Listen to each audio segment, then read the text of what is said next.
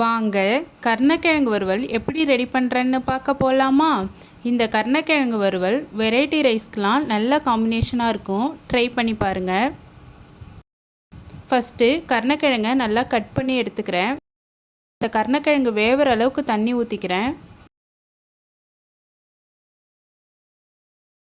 உப்பு ஆட் பண்ணிக்கிறேன். அது கூடவே மஞ்சத்தூளும் ஆட் பண்ணிக்கிறேன்.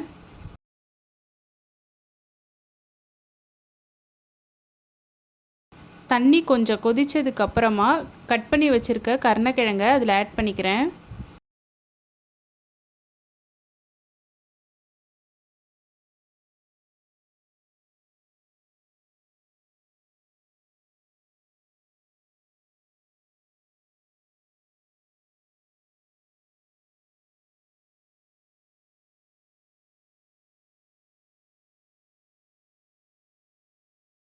கருணக்கிழங்கை இப்படியே ஒரு 3/4 பாகம் வேக வச்சுக்கிறேன் இந்த தண்ணியிலேயே.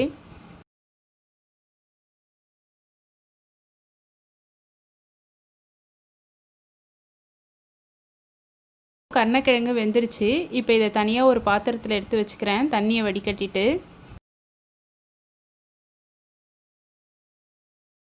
அந்த கருணக்கிழங்கு கூடவே இஞ்சி பூண்டு பேஸ்ட்டு, கரம் மசாலா,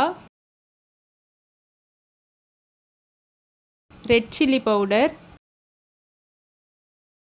குழம்பு மிளகாய்த்தூள் எல்லாமே நம்ம காரத்துக்கு தகுந்த மாதிரி மிளகாய்த்தூள் ஆட் பண்ணி உப்பு போட்டுக்கிறேன். ஏன்னா நான் ஆல்ரெடி கருணக்கிழங்குக்கு போட்டிருக்கேன்.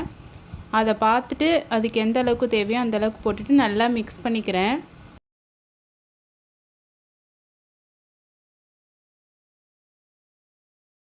மிக்ஸ் பண்ணிவிட்டு ஒரு 1/2 hour அப்படியே வச்சிடுறேன்.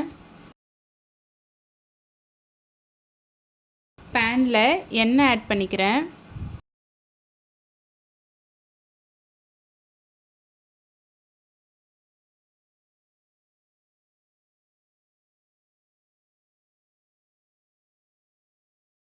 எண்ணெய் சூடானதுக்கப்புறம் கடுகு உளுந்து ஆட் பண்ணிக்கிறேன்.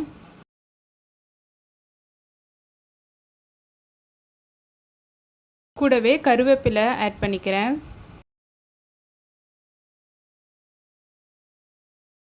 பெருங்காயத்தூளும் ஆட் பண்ணிக்கிறேன். இதெல்லாம் நல்லா பொரிஞ்சு வரட்டும். இப்போ நம்ம ஊற வச்சுருக்க கருணக்கிழங்கையும் அதில் ஆட் பண்ணி நல்லா மீடியம் ஃப்ளேம்லேயே வச்சு நல்லா வறுத்து எடுத்துக்கிறேன். அந்த மிளகாத்தூளோட பச்சை வாசனை எல்லாம் போகிற அளவுக்கு நல்லா மீடியம் ஃப்ளேம்லேயே வச்சு கிண்டி கிண்டி விட்டு வறுத்து எடுத்துக்கிறேன்.